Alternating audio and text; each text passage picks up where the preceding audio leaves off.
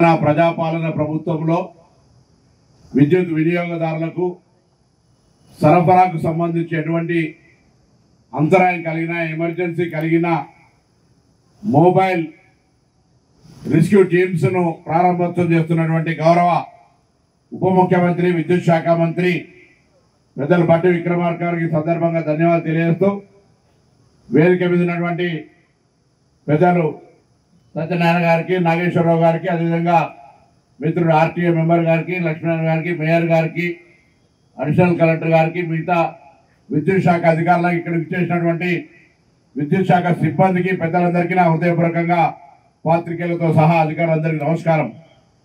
ఈరోజు విద్యుత్ శాఖ మన అందరి జీవితాల్లో మనకు అవసరమైనటువంటి రీతిలల్లా విద్యుత్తును అందించడం ద్వారా మెరుగైనటువంటి జీవన ప్రమాణాలను పెంచుకోవడానికి ఉపయోగపడుతున్నటువంటి కొంత నిర్లక్ష్యమైతే ప్రాణ నష్టమే కాక అతిపెద్దగా నష్టం జరుగుతుంది. ఇటీవల గుల్జార్ హౌస్ హైదరాబాద్లో చిన్న సంఘటన 17 మంది మృతికి కారణమైంది.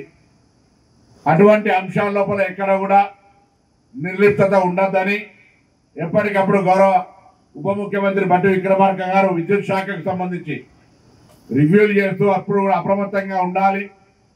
ఉద్యోగుల నిర్లక్ష్యం కారణంగా ఒక ప్రాణం పైన అది శాఖకే మచ్చ తెచ్చేటువంటి పరిస్థితి కాబట్టి అలా జరగద్దు అనేటువంటి చర్చలో భాగంగా ఈరోజు ఈ యొక్క మొబైల్ టీమ్స్ సంబంధించిన రెస్క్యూ టీమ్స్ను వెహికల్స్ అందరికీ ప్రారంభోత్సవం చేయడం జరుగుతోంది. ఈ సందర్భంగా వారికి ధన్యవాదాలు.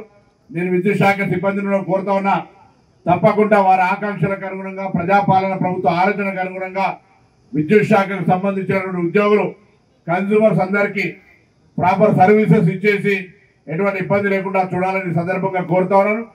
₹1 కోటి ఇన్సూరెన్స్ ఆర్టీసీలో కూడా ఎవరైనా ప్రమాదవశాత్తు చనిపోతే మరి వారి యొక్క బ్యాంకింగ్ లింక్ ద్వారా వారి యొక్క ట్రాన్సాక్షన్ ఎలక్ట్రానిక్ యూటిలైజేషన్ ద్వారా ₹1 కోటి పైన వచ్చినటువంటి వాళ్ళు కూడా ఉంటా ఉన్నారు. సో దీన్ని మిగతా ప్రభుత్వ ఉద్యోగులందరికీ వారి జీతభత్యాలను బ్యాంకులో జమ చేసి అంతా కూడా కార్డు ద్వారా ఉపయోగించినట్టయితే బ్యాంకుల నుంచి వాళ్ళకి ₹1 కోటి పైన ప్రమాదవశాత్తు ఇన్సూరెన్స్ వచ్చేది. కాబట్టి మన ఉద్యోగ సంఘాలతో మాట్లాడే సందర్భంగా ఎప్పుడైనా ఇటువంటి ఇప్పుడు ఆర్టీసీలో కొనసాగుతుంది, విద్యుత్ శాఖలో కూడా ఉంది.